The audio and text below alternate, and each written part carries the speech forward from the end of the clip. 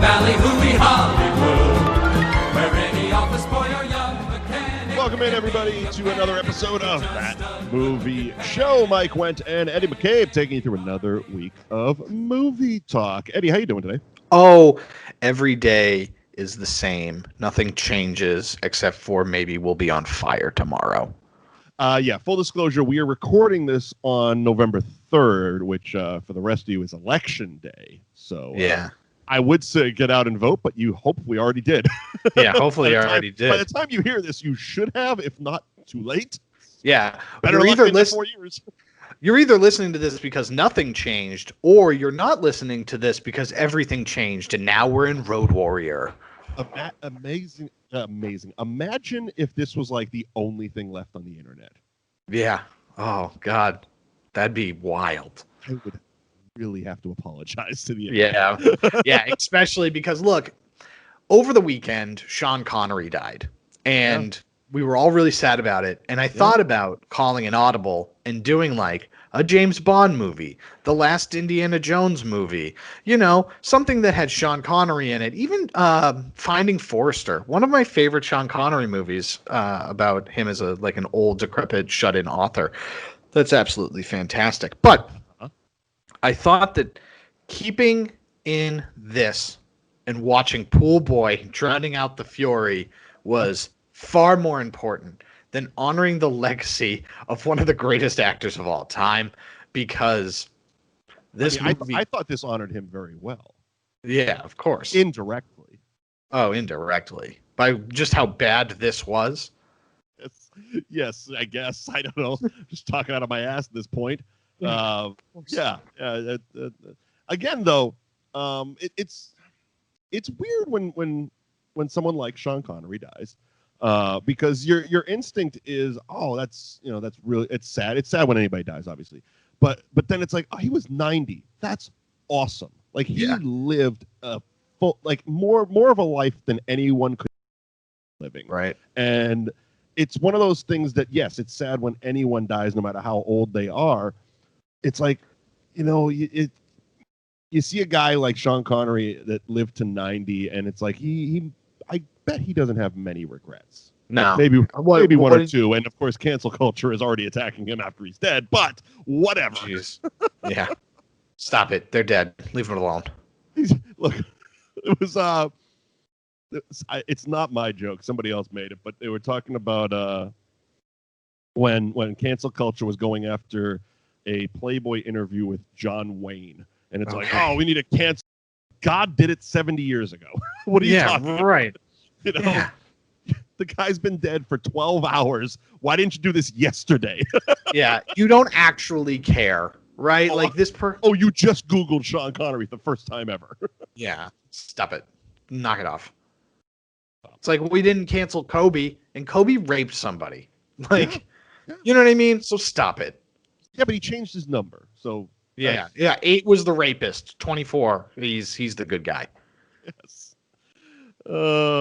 Weird start to the show, Ed. You know what? It's a very 2020 start to the show. Fuck it. Here's the thing. All right, you want to talk about? Let's talk about what we're watching. I'll talk about Sean Connery. Fuck Kobe. What? Well, no. Look. Where are we heading with this? You can tell we watched a really bad movie today. We're both in a mood. Yeah.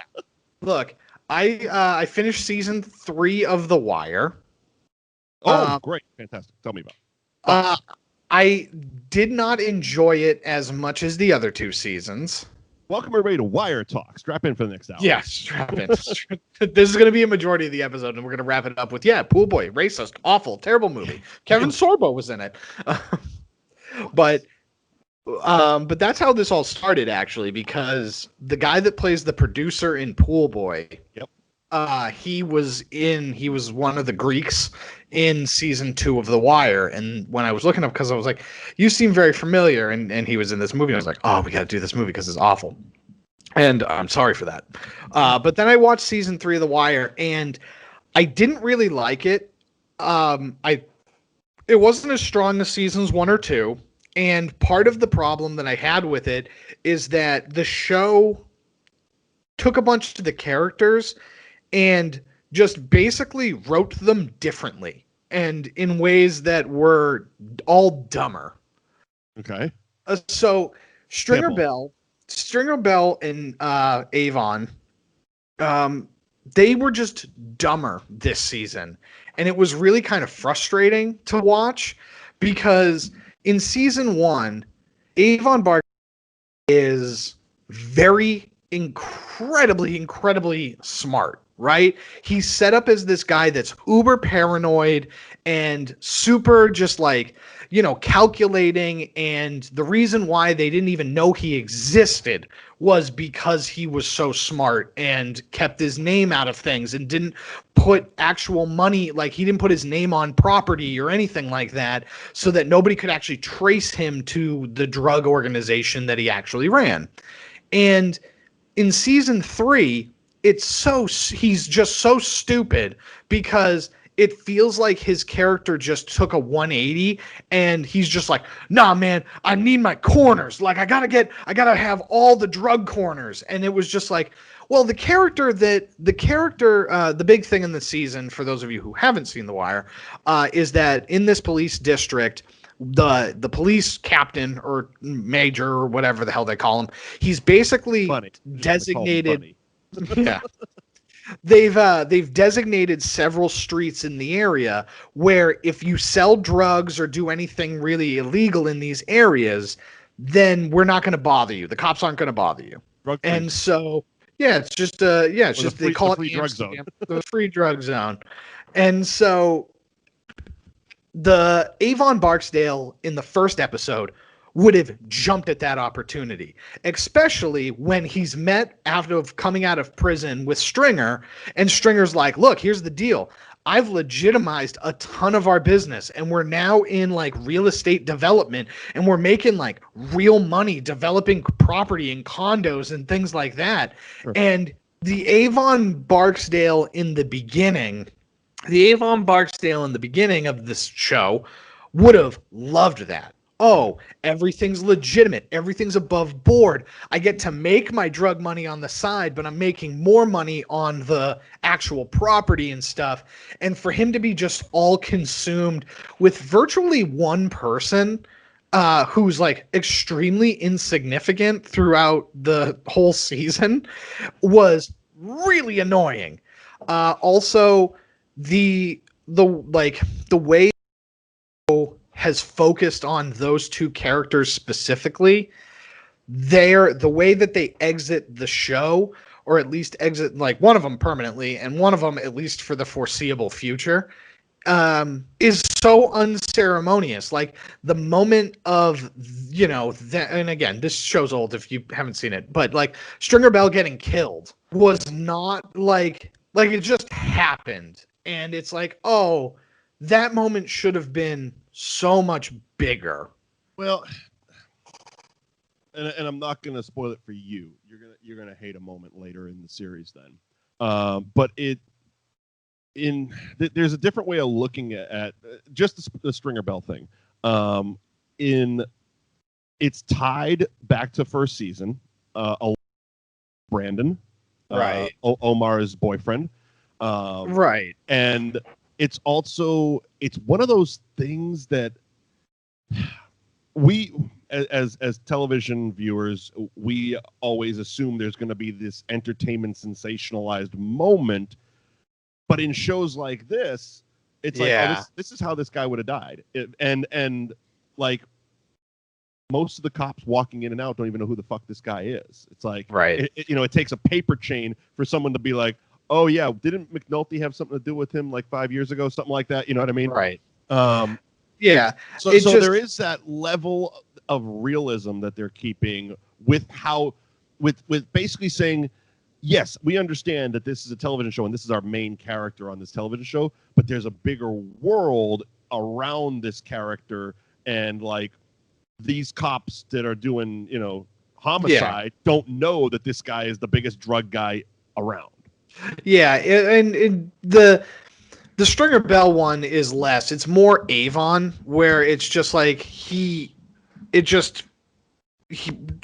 way he gets caught is so stupid, and it's just like, again, it's like, imagine you know. They well, basically what they did is they gave him a character trait that wasn't already established. Right. As you talked about in the first season, he was uber calculating, very Right. secretive. Like to the point they needed some old Golden Gloves picture from when he was Right. a teenager just to identify him, kind of.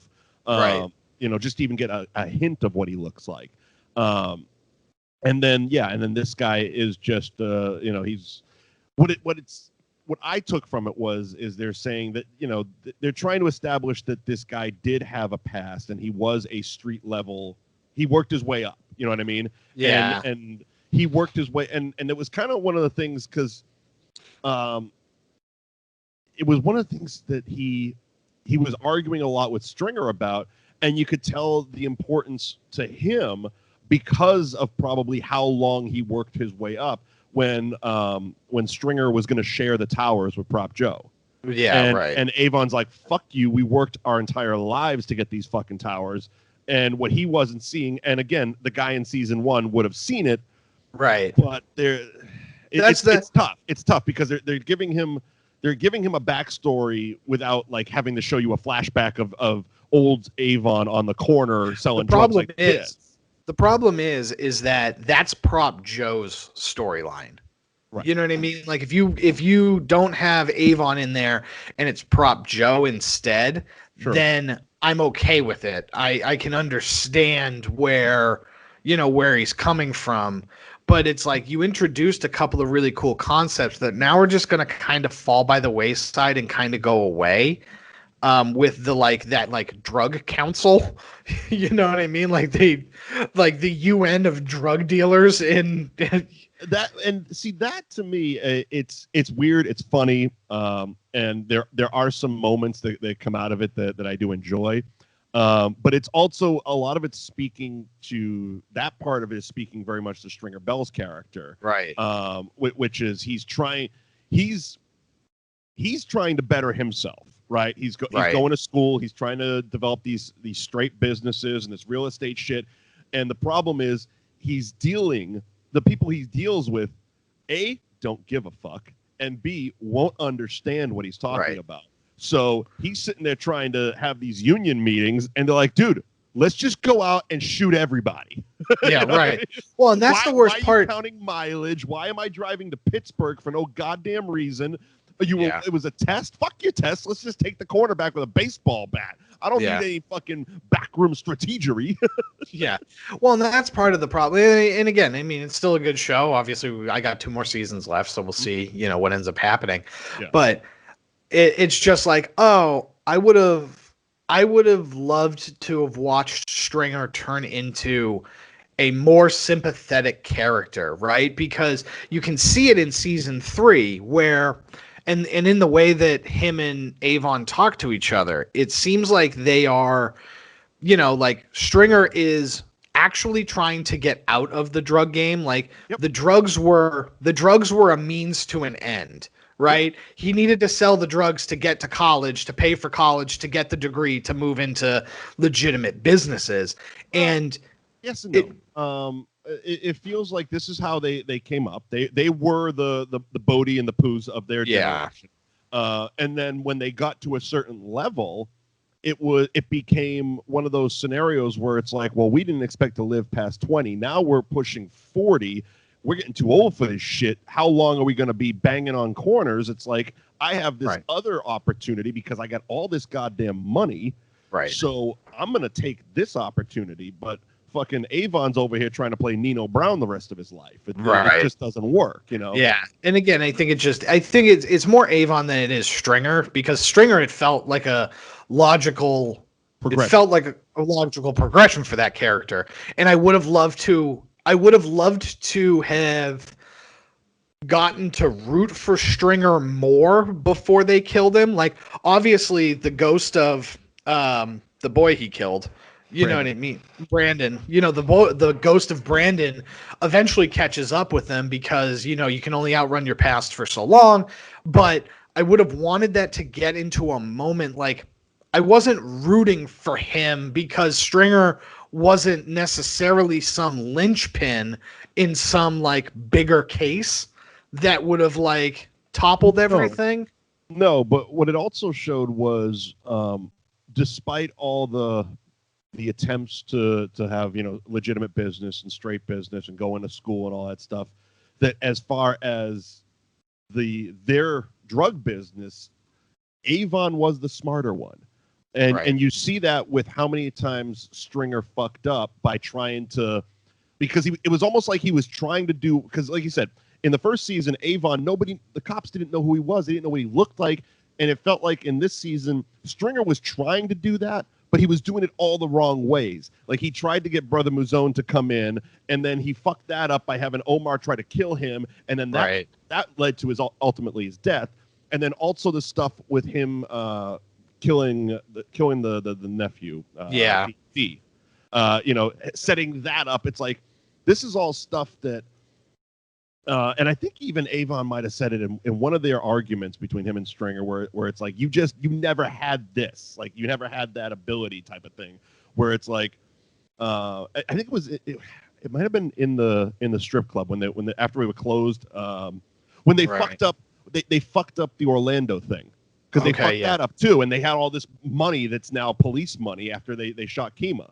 And it's like, you can see that Stringer was thinking way too hard about how to cover his own ass instead of just covering his own ass. Because he had all the tools. He had the soldiers, for lack of a better term, underneath him that would have done his bidding and wouldn't have ratted him out. But instead, he's going out to other crews and trying to pull this and that and just he's opening too many doors. And now it's like, oh, well, you're completely exposed. Yeah, right. You've exposed yourself even more than you possibly knew you could have by involving everybody and fucking it up each and every way. And now nobody on your own crew can trust you. Right. And they're questioning your authority, which they never did with Avon. Right. So that's how I felt. So I've been watching that, and then I've been also watching. I started Dragon Ball Super. Okay. And basically I went. So I don't know if we talked about this before, but so Dragon Ball is obviously in the anime series. So I started at Dragon Ball, like the first series, and I watched all the way through that. Then I rewatched Dragon Ball Z, and then this is the first time I'm watching Dragon Ball Super. And kind of the fun way that this show has been working is they released 2 movies, but then the first 24 episodes or so are the retelling of those movies. So I went and I watched I watched those episodes, and then I went through and they're almost identical. Like some of the settings are a little different. But it's really fun. I'm really enjoying it. It's a much more lighthearted experience than The Wire. Yeah, I would assume so. Even though there's far more punching. Yeah, but it's is that the one that everybody does the John Cena meme too? Yeah, he's got the gold hair. Yeah. Yeah, okay. So it's punching, but it's pro wrestling punching. Oh, yeah. in anime. Yes, 100%. They're doing the worked punches. So that's what I've been doing. So I was all excited yesterday because I had basically the whole day to myself. I'm like, great. It was November 2nd. I had finished up all my horror movies for the month of October, and now I'm going to settle in because the new season of The Mandalorian has come on to Disney Plus. Yes, it has. Sit down, and I start watching, and I get through the first episode, and there wasn't that button for watch next episode. I'm like, what the fuck is going on here? And I back out to Disney Plus, and I hit it again, and I look, and it says 1 episode, and I go, oh, it's a fucking week-to-week show. Yep. I had a whole day for 1 hour of television. Yeah, it was great, but yeah, it's week to week, just like the Animal Kingdom show. That was part of why I was kind of so upset, because it's such a good show.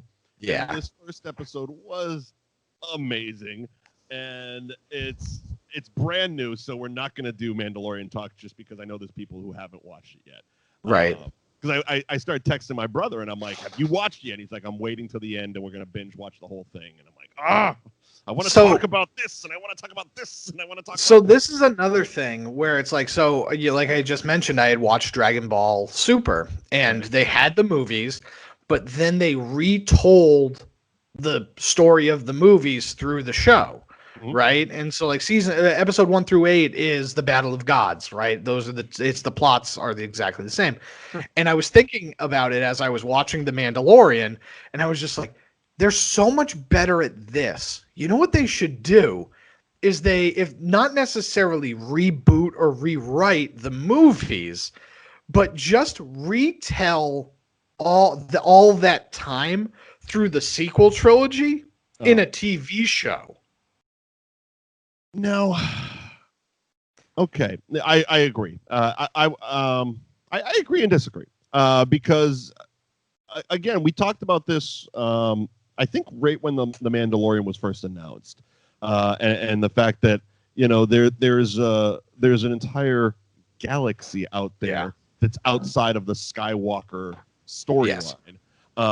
And even the show is dipping its toes into it, mostly through settings like Tatooine and stuff like that. Yeah. But I like that they're exploring different stories and stuff like that. And but I could see like they did it. Disney did it with one like Lion King 2.5 or some shit like that. Yeah, sure. Where they told like part of the movie from the Timon and Pumbaa side of it type of thing. Was 1.5. 1.5. Okay. Yeah. I could see something like that where it's like they do a series where it's happening at the same time and there's moments of like, right. You know what I mean? Like you dip in, but you don't just, because it's been done. It's been written. Let's do something new, Oh, yeah. I'm really excited for what they're doing with Star Wars because the whole next part of this franchise is supposed to be there's a video game that was on the original Xbox called Knights of the Old Republic. Yeah. And it's which fantastic. Is like 100 years before Skywalker, right? Yeah. It might even be longer than that. It might even be like 500 years. But the whole thing is that they're like the Jedi and the Sith are both like big things, right? They're like big factions. And so there's a lot more fun that you can have with it as opposed to just like, there's 3 of us and I'm bad and you're good. And we're trying to make the other one decide which one he is. Well, I mean, it's funny because I think Star Wars is probably the movie series we've covered the most on this. I mean, we've done the original Star Wars. We've done all of them except Force Awakens, I think. We did the 2 sequels. Yeah. We did Rogue One. Yeah. We did a bonus episode of like something else, but nevertheless, all the things we kept saying about the sequels were, this is going to be great once they can wrap up the Skywalker story, because it's like I get it. That's the built-in audience, for lack of a better term. It's the story that we've been telling since 1977. So it's like, but once we wrap that up, there's endless possibilities to what we can do with the story, which is why I was like, I dug Rogue. Like I could see like a Rogue One type of series where it's like, I think we probably talked about in our review, where it's like that was like telling around A New Hope, but from a different angle. You know what I mean? Right. Besides the fact we got the greatest Darth Vader moment ever at the end of that fucking movie. Yeah. It's like it was happening at that time, but we didn't get bogged down with all the Skywalker stuff. You know what I mean? Yeah, like we were able to tell a different story. And I think, I mean, I would, if I had to pick a movie, I would say Rogue One's probably the best of the new generation movies. Probably out of them. Yeah. Well, and I think Mandalorian proved the post-Disney era. Yeah. I think The Mandalorian also has proven that people can like Star Wars, and it doesn't have to be strictly, good light side versus dark side Jedis. Right.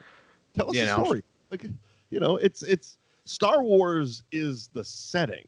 Tell us a fucking story. Just make a good fucking show, and that's what they're doing. I love what Favreau and Filoni are doing over with Mandalorian. It's fucking great.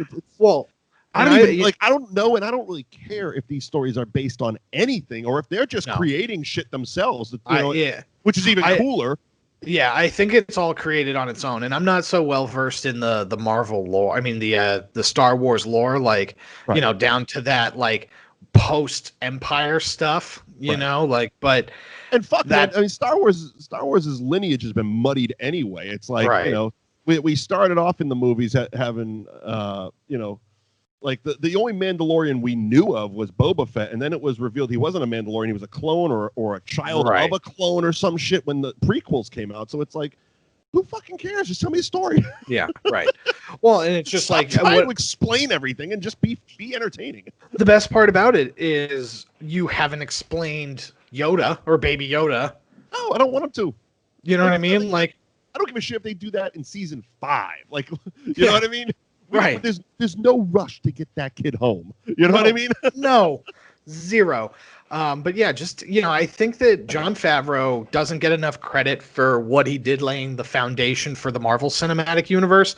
And you should just let Jon Favreau lay the foundation for whatever the new Star Wars nonsense is going to be. Because season 1 was fantastic. They gave him more budget, and you can tell by this first season that it's just like, oh yeah, no, we just gave you a real Star Wars movie budget, is what we did. And have fun. Yes. I mean, I think they figured it out. It's like, oh yeah, people are actually signing up just for this show. Yeah. Go do. Whatever you're doing, people are paying money to see it. Go do. You know what I mean? Right. But I can't wait for that to finally. I don't want to say wrap up, but I'm so looking forward to this fucking season. Yeah. Like the first episode, like I said, I am all in. It was great. It was entertaining, and it's also one of those things that I kind of told my brother this. It's an episode you can watch without needing the whole season. It's not like, it's basically the traveling adventures of this Mandalorian character. You know what I mean? Like he's going from system to system, getting in adventures, but they can be one-off episodes, which is very cool. It's like this was a very cool one-off episode, and next week we're gonna meet a new bunch of people. You know what I mean?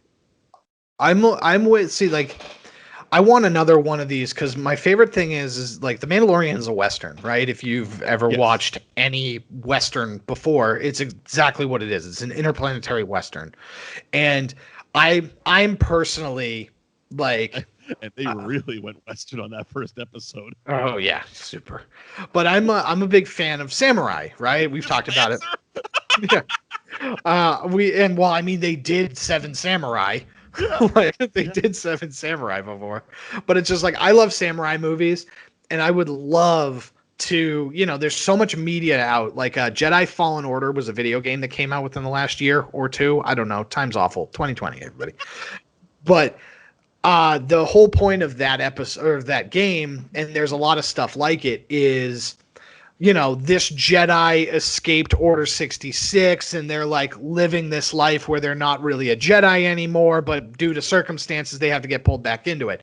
And I would love a story like that, where it's just like this, basically a Ronin, just like traveling the galaxy, but they're a Jedi instead of a Mandalorian, and they're going on their own separate adventure. It's like, that's what I want. I just want you to tell me that story. I got so mad about the First Order that it's just like, I don't need them to have the underdog story. I just want you to tell me this story about this, this character. I want to watch this character do Ronin Jedi lightsaber shit. That's what I want. What Eddie is trying to say is, if anyone has any email or phone number that we can pitch this fucking idea to Disney Plus, please tweet at the Eddie McCabe because he's got ideas. Yeah. We need a budget. I just need a budget. Good job, man. Yeah, I need a job, but I need a budget first. Yeah. I'll make it myself. I just need somebody to just be like, yeah, that sounds like a good idea. Let's make that money. Yeah. Here's a check.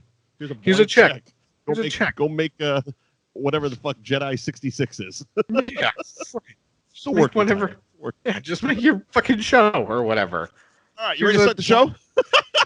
Oh God, do we have to? I think so. Well, let's first do our 30-day film challenge because we are oops, I hit the wrong button there. We are on day 15, which this is a little bit better than last week. This is a film that makes you feel happy. Yeah.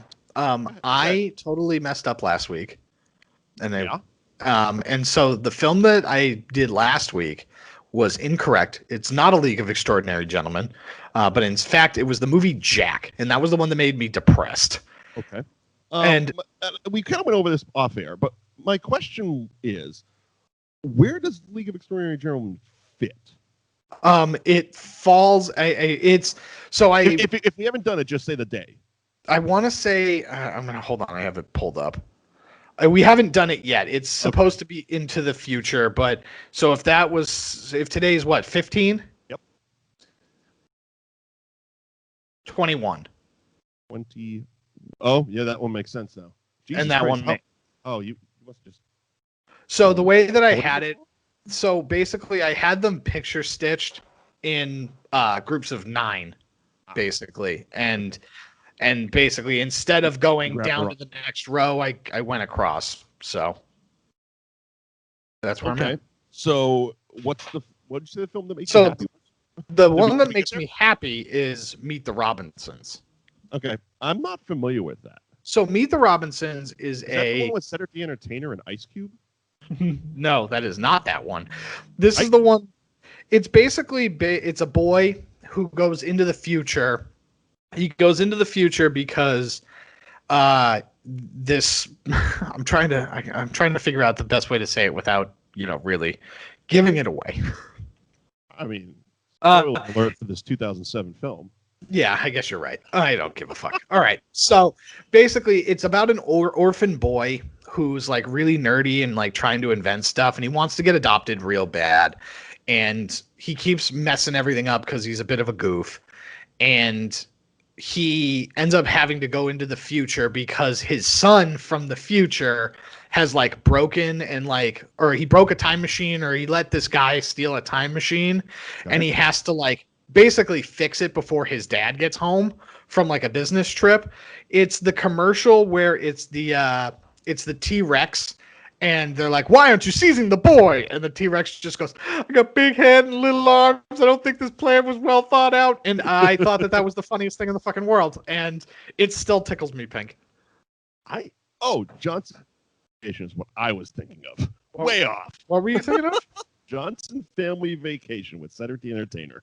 When you said Meet the Robinsons, that was the box art that I pictured. Oh yeah, no. I think I also was thinking of Are We There Yet, and that was the Ice Cube one. That's why I put those together. Plus they're both Barbershop, which is a wonderful movie. Don't watch the other two, but watch that one. Yeah, and then one, apparently.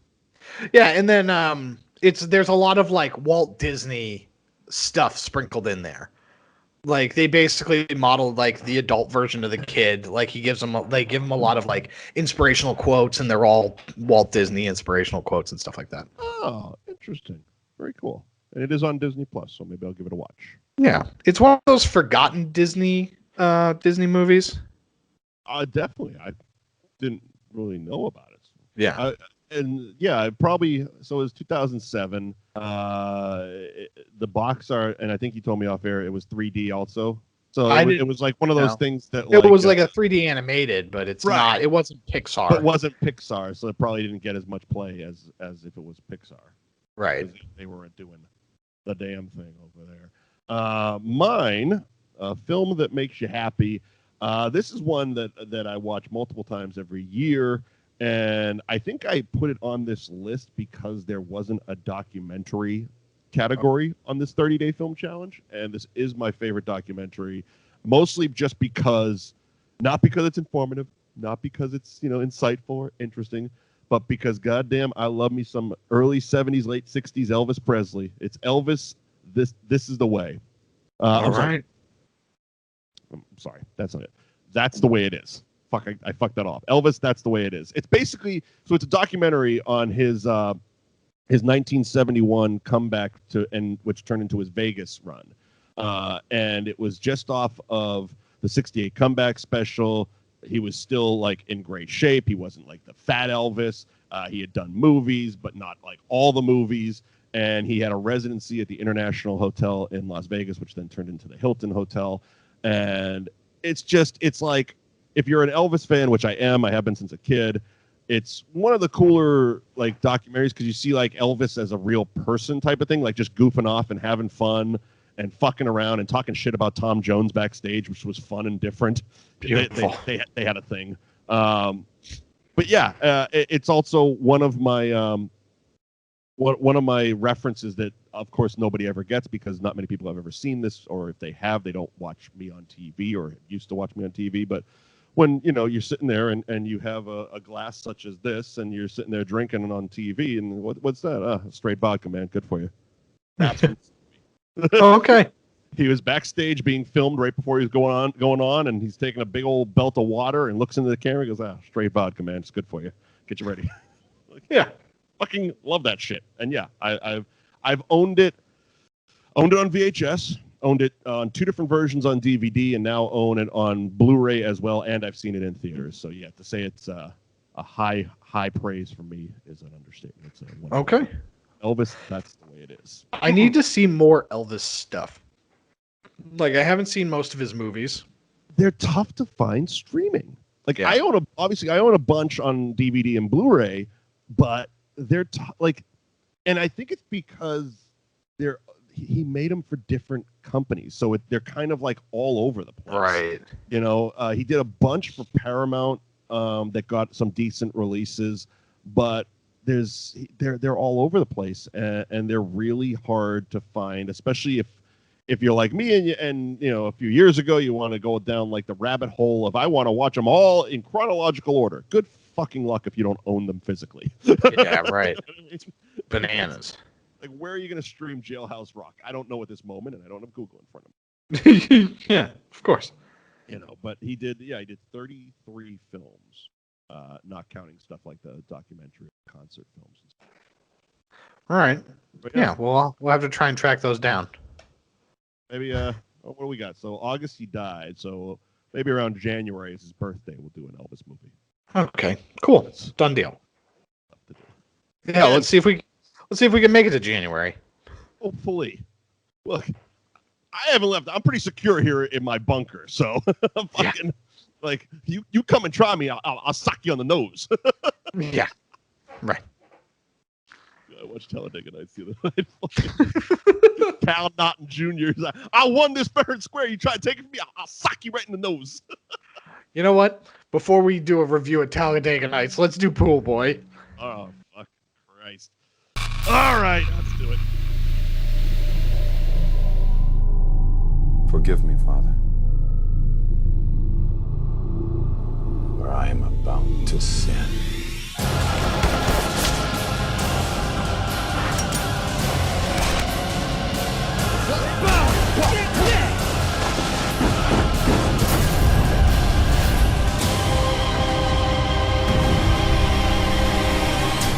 And blood.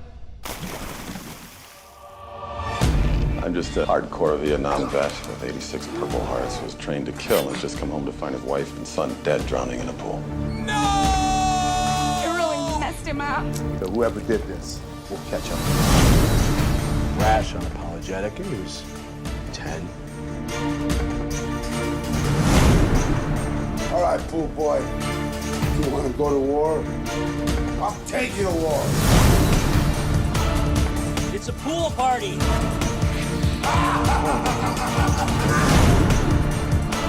This is the greatest film I've ever seen in my entire life.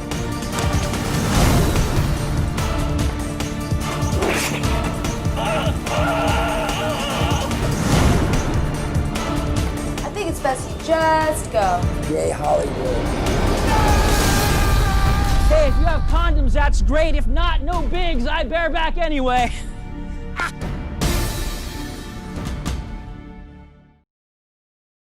Oh, this fucking movie. Poolboy, Drowning Out the Fury. Technically, Poolboy 2. We'll get there. We will get there. I have issues with this movie. And not a lot of them are great. First and foremost, the fucking thing barely exists. Okay. Yes. Like if you didn't find that trailer, which I thought was a fake trailer, we probably wouldn't have found this movie. Right. It doesn't have a Wikipedia page, at least not in America. I had to go to a Denmark Wikipedia page just to even find anything. As far as budget, nope, nothing available. I'm guessing based on what I watched, 2 cents. I'm guessing everybody did favors on this movie. Sure. As far as release dates, it was released on DVD in Sweden on July 27th, 2011. I shit you not, that's the only available release date. Yeah, It's okay. right now on Amazon Prime. That's how we watched it. Otherwise, I would have definitely said fuck this movie and not done it. Yeah. You know what? Let's be honest. We would have rented it for $2. Sure. Yeah, right. It stars. Let me find the cast now. Let's see. Poolboy. This movie. It stars Kevin Sorbo, obviously. Kevin Sorbo, Ross Patterson, Danny Trejo, Jason Mewes, Bryan Callen, Mark Curry. Yes, hanging with Mr. Cooper, Mark Curry. Yeah. Alanna Ubach, who is underrated funny actress. She was in Waiting, and she did an episode of Always Sunny in Philadelphia that she was fabulous in. Paul Ben Victor, who you were talking about, was the Greek in The Wire. He was also Mo Howard in the Farrelly Brothers attempt at the fucking Three Stooges. Yeah. And a lot of these actors that I'm reading off showed up for like 2 minutes tops. Yeah. 2 minutes. Nobody's really in this movie for a long time. With the exception of Kevin Sorbo and Ross Patterson. And okay, so let's see. It was directed by Garrett Brawith, whose only other directing credit was FDR American Badass, which is also on Amazon Prime and has most of the same cast, which is why I'm saying a lot of these people probably did favors. I think Garrett here is just like he's a working actor. He's done a lot of one episode spots on TV shows since '95. He's been working. He's comes across to me like he's probably just like a friendly actor that like is friends with all these people. Sure. Because there's no real, like, I tried looking, like, what's the connection? Did he produce a movie? He's only directed these 2 movies. Did he write a movie? Did he do stunts on a movie with, like, how does he know these people? And my guess is he's probably just a friendly guy they met at a party. His biggest credit, I would say, reading it up and down, is he played Bob Saget in the unauthorized Full House Story, the TV movie. Okay. Sure. It's written by Ross Patterson, who's an actor in this movie. Ross has also written, let's see, what can we pull from Ross's writing credits? He's got 13 of them. Drinkin' Bros Live, the Shaved Eagle Tour. So also Helen Keller versus the Night Wolves was his. Yep. So there's a couple of things here because I'm glad you brought up Helen Keller versus the Night Wolves, and I haven't a hot button issue, but all right. I haven't been able to see find them, and I haven't looked hard enough, but I wanted to find Armed Response and Helen Keller versus the Night Wolves because he also plays St. James Street James in both of those movies, as well as this one. His character, St. James Street James, first of all, fantastic. Is the best part of this movie. Oh, he is absolutely the best part of this movie. And the funny part was, so you recommended that I watch the trailer. Then we decided we're going to do the movie. And it must have been YouTube's algorithm because I watched that trailer that it popped up his YouTube page. Oh, he's got a YouTube page. He's got a YouTube page. And I'm like, okay, cool. And the character was in the trailer, and I saw the thumbnail. I'm like, oh, that's the character he plays in this thing. So I start watching, and there was like a super cut of this St. James Street James character. And then I watched the movie today, and it's like, oh, he just took all his bits from the movie and just smashed them into a YouTube video. Okay, smart, because they were the only best good parts. Not even the best parts, the good parts of this movie. They were like that. That's the positive, right? There's a lot of negative to this movie, and if you look up this movie, if you happen to watch it on Amazon Prime, yes, I understand it's a movie that's made to be bad type of thing. But my problem with it is, it's not one of those. It's so bad it's good. What I watched and what I took away from this movie was it looks cheap. That was my problem. Yeah.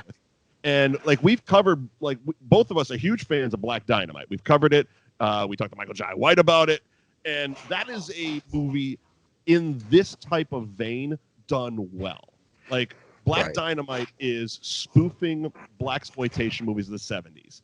This movie wants to spoof late 80s, early 90s action movies. And here's my biggest problem with it. All the digital effects that they didn't have enough money for practical effects, even just squibs and blood packs. Yeah, and it's like you're spoofing these balls out macho action movies of the late 80s. You got Hercules. And you're using digital bullet hits, and it's like, and it's not even like they're passing as good bullet hits. It's like, dude, like if you could have been creative with it and made fun of the fact that like, oh, he's got a plastic bag, like, right. That was one. Okay, that was one problem I had. And stop me and jump in at any time because I got a list. Yeah. Well, so let me just touch on that. I'll just touch on them as you go because they're probably going to be the same. Yeah. So I saw this movie back in 2011 for the first time. Yeah. So because again, I saw it maybe not necessarily in 2011. I'll have to remember when Black Dynamite came out, but like it was around that same sort of like high, right? Like I saw Black Dynamite and I was like, oh my God, I want more meta weird movies like that. And while I was in film school, and then this came out and I saw this as well. And the problem is that tonally it's a nightmare, right? Like it didn't know what it wanted to be.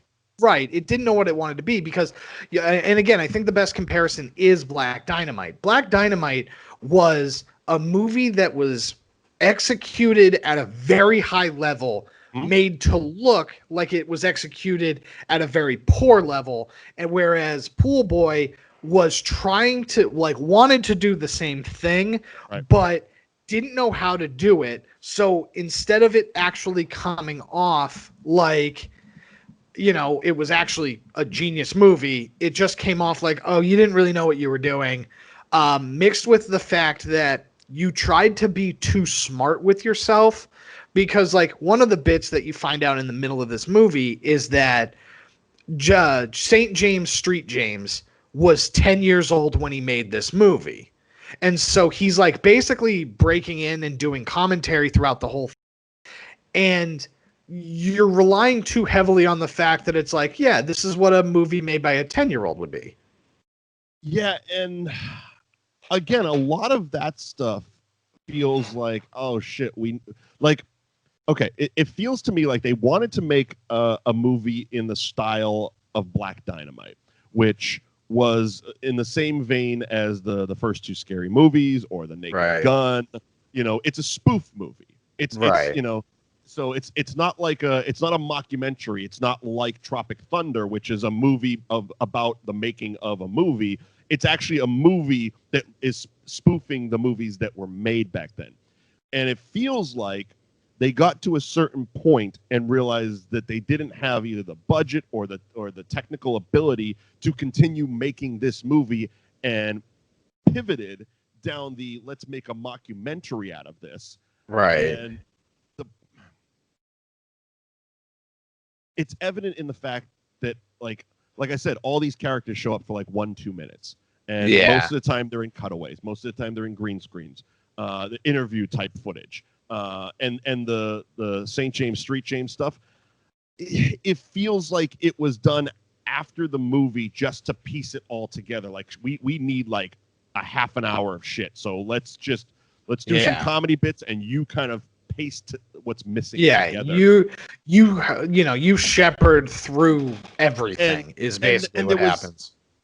There was mistakes made that didn't need to be made. And the one that stood out to me, the actor's name is Robert LaSardo. If you looked at him, you would pick him out of a lineup. He's a Spanish guy, covered in tattoos, bald head, always plays a gang member in movies. Okay, right. You know who I'm talking. Yeah. And it was established in the quinceañera scene that the character he's playing, the actor he's playing, was arrested the day before filming started, so they had to break into prison with a green screen and film his scenes. Okay, cute, funny, different. Yep. It explains why it looks okay. You're explaining the mistake. Fine, I'll let that pass. 3 scenes later, he's in the same room with Danny Trejo acting out a scene where where he gets eaten by cuddly fake stuffed animal dolls. Plush dolls. Here's what should have happened to keep because the movie established continuity. We talked about it earlier. You can be absurd. I can buy into absurdity, but you need to keep your shit together. And this movie didn't. And so here's what should have happened in this scenario. That actor should have still been on the green screen. And then when you cut to the wide shot of Danny Trejo in the office, you have a stand-in with bad fake tattoos standing there next to Danny Trejo.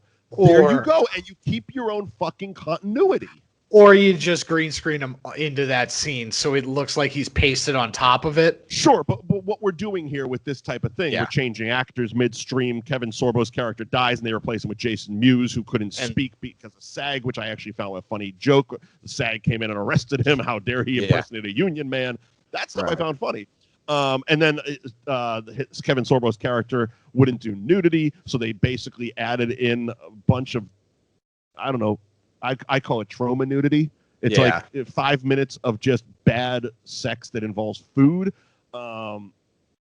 Which again, kind of, it was one of those things where I was with them for that scene up until the point the woman in it all of a sudden is blind, and James St. James, whatever the fuck his name is a burglar who is also blind, all just to make a dog joke. Yeah. It's like, I was fine with you filling the role of Kevin Sorbo for the sex scene and having a different actress play that part. But now all of a sudden these feel like two different people, and it never establishes why they're the same or why.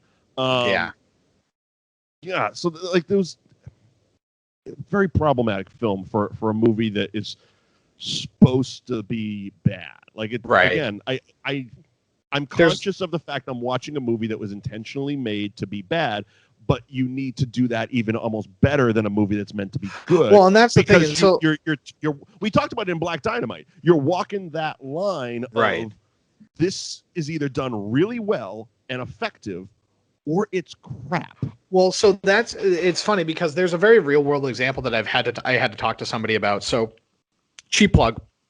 I've been working on this show. I've been, producing and directing a show called Anything for Money with Improv Asylum. You can find it on their YouTube channel, improvasylum.com/live. You can go there. It'll go to their YouTube channel. You can watch it, right? It's on every other Friday, so not this week, but next week. That's when the next episode will be there. There's 3 episodes up. Anyway, not the point. We had a conversation with the actors because it's an improv-based show, and they were talking about how do we make it so that the show is bad. And I had to sit there and actually have this conversation with the actors because when stage actors move into film, or actors in general move into production, that's their immediate go-to is just like, well, what if we make it bad on purpose? And it's just like, no. And I had to explain it, and I used Black Dynamite, where it's just like, if you make it bad on purpose, you have to execute at such a high level because you have to show the audience without ever telling them that you actually know what you're doing. And so by just not executing well and saying that that's the thing we were going for, when you're not executing well, because it's like, it's only funny, like in Poolboy here, it's only funny that there's mannequins floating in the pool if we've had a very technically sound, Alfred Hitchcock-esque sequence leading up to him discovering the mannequins, right? Because we've executed this tracking shot, the music is swelling in such a way that you're feeling the moment, and then the punchline is the visual gag that it's not a real person. Well, also the fact that and again, I know that they would try to pass it off as, oh, it was meant to be that way. But it's like, no, fuck you, because that's not how it, you're spoofing something. So it has to be in line with what you're spoofing.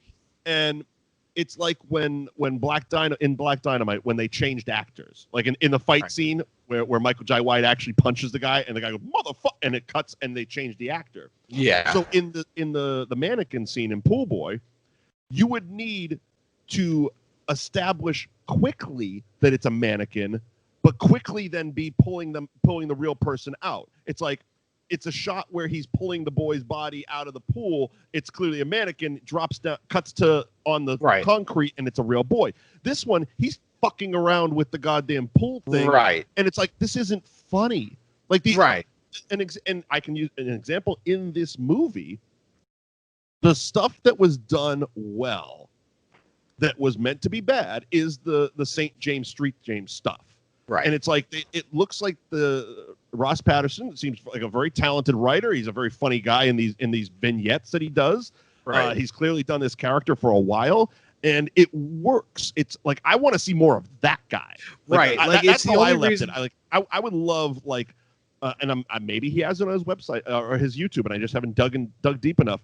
But like, I would love a web series of this guy's film career. And I don't give a shit about I did it when I was 10. Dude, just be a weird 70s director, because that's what you're trying to do. Like, right. You know what I mean? And it works. And like, that's the shit I would like to see. And to your point, with the improv guys saying, why don't we just make it bad? It's doable, but your character can't acknowledge or know that it's bad. Right, 100%. And that's what Black Dynamite did well. The actors in Black Dynamite, straight as straight could be, because in the 70s, those blaxploitation movies weren't comedies. They were supposed to be serious movies about our culture and our community, and they were taking themselves really fucking serious. They didn't know that 30, 40 years later, people like us would watch back and go, that was the funniest shit you're ever going to watch. Because they were shooting on a shoestring budget, and it was what it was. And they, and now looking back, it's fun, it's goofy. It was acknowledging way too much, and I'm sure there's a phrase for it. But they were acknowledging way too much. Hey, we're in a bad movie. Yeah, it was like, way don't too. Do it. Play it straight. That's why the St. James stuff worked, because he was playing it as straight. The actress it was Edi Patterson, who recently was on The Righteous Gemstones with John Goodman, Kenny Powers, those guys, Danny McBride, not Kenny Powers. Close enough. We knew what you meant. She was in the St. James Street James part. She was like his assistant. Right. And the two of them worked so well in those scenes. And like, if you've made it this far in this episode, I would say go to Ross Patterson's YouTube page and just watch those videos. Don't watch this fucking movie on Amazon Prime. Yeah, don't. Because I'll save you literally 40 minutes. Just go watch that shit on his YouTube channel. Yeah, because that's funny. There's also the problem of this movie is hyper racist. Oh, yeah. And again, like, again, this can't even be. I mean, this was made in 2011, man. Yeah. Like, it's not that much of a different time. No. And even if it was, this movie was made with the deliberate purpose of being racist. Right. And again, it feels like watching the movie that they were like, hey, we're making a really shit movie, so we can fall back on that whenever the hell we're given any criticism. Right. It's supposed to be bad. It's like, you can't just be overly racist and say it's because it's supposed to be a bad movie. It's supposed to be about, why am I doing this? All of a sudden you got Italian. Oh, seriously. But it's like, you can't just use that as a crutch to be, horribly racist. And it's like, and you can be racist in movies. Like, yes, there's racism in movies, and some of them are great movies. You look at something, but how racism is used effectively. Tarantino movies, Django Unchained, Hateful Eight. Those are two movies that are really fucking racist, but also won Oscars. You know what I mean? The thing is that it's just like the driving factor, like the tone of this movie, the Poolboy movie, is very. It can be very like different. and not as problematic as it is if you just shift one thing, because basically he wants to, like, he arrives home from being in Vietnam for 40 years or whatever, and he finds that his wife has been sleeping with the pool boy, and his whole thing was that he was going to start his own pool boy business, but now the Mexicans have taken over, and he's like super mad that the Mexicans have taken over Los Angeles. And it's just like, wow, that's so xenophobic. And like, if you just had it be one of those situations where the pool boy that he ended up killing, that like slept with his wife, is basically just the brother of the cartel, then that would be fine. But even Danny Trejo's character, his whole motivation is just like, I'm an evil Mexican guy. And it's just like, oh, this is uncomfortable at points. And again, we're gonna. We've done it the whole episode. We might as well just keep doing it, pointing back to Black Dynamite, because that was a movie that effectively used racism. Correct. Because the whole plot of that movie was the man, aka the white man, basically poisoning malt liquor so that the black men that were drinking it, their dicks would shrivel up. Because black guys have tremendous dicks. It's right, and the white guy's afraid of it. Yeah, you know what I mean. And we as white men are afraid of it. But that Undercover Brother's another one that uses it effectively. Mm-hmm. You know, and these are both movies. These are both movies that I use as comedy, right? You know, because there was movies like American History X that uses racism very, very well. But again, that's a drama, you know. Yeah. So comedy movies that use racism very well. Even Tropic Thunder, if you want to talk about that, you know, talking about race relations and things like that. And it's just like, this movie is extremely tone deaf, and it's bad. And then when you add in these elements of it, it's just like, oh, this is unwatchable. Yeah. And it's funny that it took us this long to get to the racism. It shows how bad the movie is. It's like that should be like, it feels like it's one of those things like, oh wow, this is like a super racist movie. But it's like, no, it almost gets lost because wow, this movie is just bad all over, man. Yeah. You know, and I don't know. It's also, yes, as you mentioned right up at the top of it, one of my big problems was, why wasn't it called Poolboy 2? That alone could have been one of the jokes. Right. You know what I mean? Like, because it's a telling of a movie that's a sequel to a movie that was destroyed.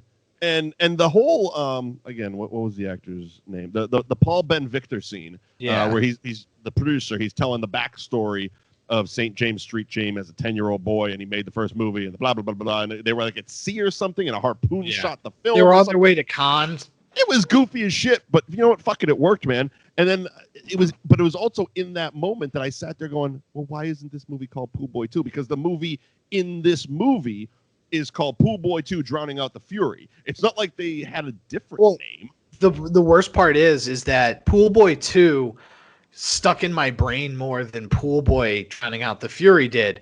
And every single time that I've mentioned it on this show prior to watching it, I've wanted to say Poolboy 2. And I'm like, and again, I haven't seen this movie since, again, like 2011, 2012. Sure. And I'm like, that's not the name of it. Why do I keep calling it Poolboy 2?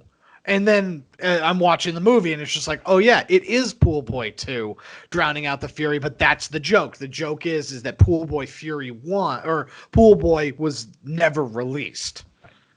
Yeah, again, and it's a subtle thing that in the grand scheme of things probably doesn't matter, but it's an easy joke to get. Right. You know, because you sit there and you're watching this movie, you're like, because honestly, there's no information on the internet on this movie, which also, it's not like the Blair Witch Project. It's not done by design. There's just no fucking information on this movie. So, yeah, it could have been a funny inside joke where you name your movie a sequel and you got guys like me sitting there being like, well, I have to watch the first one, spending all day Googling, being like, where the fuck is this movie? Yeah, Right. You know, it's like the Shaq Shazam movie or wherever it was, Sinbad Shazam. Which one doesn't exist, but everybody believes it exists? The Sinbad genie movie. Yeah, exactly. I'm one of those people that I'm like, yes, I've definitely seen pictures. I've seen box art of that. Yeah. I don't believe it does. I think because I've spent days, not in a row, but every couple of years, someone will mention it. I'll be like, you know what? I still remember seeing that. And I'll spend a day online being like, motherfucker, it doesn't exist. It's not how he hasn't done one since is I love that he hasn't actually. Because it's one of those things like, he knows about that. That urban legend has hit him at a certain point. And it's like, it'd be very easy to just do one or do a fake trailer for it or something like that. Yeah. Like and the fact that he hasn't, it's like, good. He's keeping it alive. I want to think. Well, that's what I would do is I would do it as an April Fool's joke. I would do a trailer? Do a trailer, shoot it in a 90s vein, and then release it on, you know what I mean? Like that's a good April Fool's joke. I knew I recognized him. Didn't know until the credits who it was. Ahmed Best was in this. Of course, Ahmed Best was. We mentioned Star Wars earlier. Jar Jar Binks. Oh yeah. He was.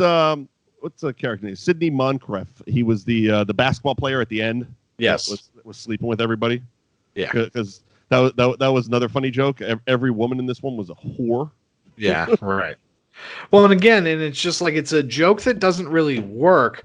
Where it's like if it was just Kevin Sorbo's wife, right? If Kevin Sorbo's wife was sleeping with everybody while he was in Vietnam, okay, Kevin Sorbo's wife, giant whore, but it was every guy in this movie. Yeah, he slept with my wife too, and then we cut to scene where some random woman we haven't seen in the movie yet's getting railed by Ahmed Best, and it's like, I didn't.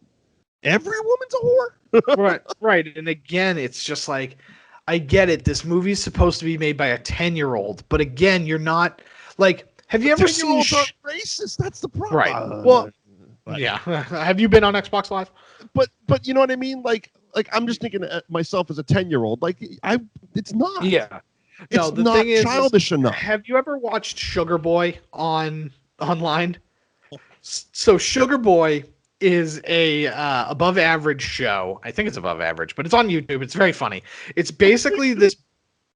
It's basically this boy is hopped up on sugar and like tells you a story of a movie he wants to make, and it's insanity. It's absolute insanity, and it feels like they're trying to capture that energy, but it's not good. Maybe. Okay, I can kind of see that. It just, a lot of that stuff feels like it might have been patched in after the fact because they realized they couldn't make the movie they wanted to make. So hey, let's we haven't done the St. James Street James stuff yet. So let's work a lot of shit into this just so we can give ourselves a story. And again, I wholeheartedly believe that these are probably, it's probably made by two really nice guys that are friendly as fuck because everyone's doing favors in this. Al from Home Improvement shows up at one point with double shotguns. Like, yeah, it's just so kills weird. The valet. Kills the valet. And it's, I don't know. Like, I don't know. It's just it's not a good, bad movie. You know what I mean? No, it's not. And again, I'm trying to not come off like a snobbish dick because I like trash cinema. We've mentioned it many, many times. Yeah. Like I'm a massive Trauma guy, and Trauma is low budget as fuck, man. But they make low budget, but they put everything they got onto the screen, right? Right. And they're not the good Trauma movies. And there are some bad ones. I'm not going to say everything is wonderful. The good Trauma movies aren't sitting there being like, we're relying on this crutch that we're bad cinema, so we're just going to do. No, it's like they go for it. Yeah, you know what I mean? Like, and I feel some of the stuff in this movie was probably referencing some of that because Lloyd Kaufman has used the same car exploding from the original Toxic Avenger in literally every movie he's made. But it's like this whole movie was stock footage. You know what I mean? And then that guy literally yells, "I don't want to die in stock footage," and I'm like, all right, I know a lot of people nowadays have like the attention span of a fucking snail, but do we have to spoon feed every joke? Yeah, right. Like the thing with the mannequins. It was like that there was room for that to be funny, but he spent 20 minutes fucking around with the pool skimmer. Yeah, and again, it's just it's the idea. It's every single bad student film you've ever watched. And that was the other thing I thought of this afternoon was like, this is a movie that if you watch it and you've ever said, I would like to make a movie, you watch this and it's like, yeah, you can do it. Yeah. You can absolutely make a movie and get it on Amazon Prime. I mean, yeah. Poolboy exists. Yeah, there's no that movie was shot with a video camera. Like, you know what I mean? With probably no lights. You know, like I said, you get a video camera, a guy with a decent backyard, and someone who has a basic knowledge of visual effects on Adobe Premiere. Yeah, you make a movie. Most of that, the bullet hits weren't even good visual effect. No, they're all stock visual effects. Right. You know what I mean? You can get that on Video Blocks. # not a sponsor. But you go on Video Blocks, there's just green screen digital squib hits like that you can just pop on. It's the same thing of like when you look at a film like Birdemic, right? Have we not seen Birdemic? It sounds too familiar for me to not have seen it. It's one of those sci-fi original movies, like in the vein of like Sharknado or, you know, Mega Shark versus Giant Octopus, that sort of thing. Birdemic, Shock and Terror from 2000. Yeah. And so one of the things on that is they had stock footage of birds that they just put in the sky because it was supposed to be like a new telling of Hitchcock's The Birds. But you look at the special effects and they're CGI birds that are just hanging in the air flapping. And it's just like, that's the type of thing that, you know, but again, you look at something like Poolboy, and the difference between Poolboy and Birdemic is trying its balls off. You know what I mean? Like, they're trying to make a real fucking horror movie, and they're just failing at it. And that's what makes it good.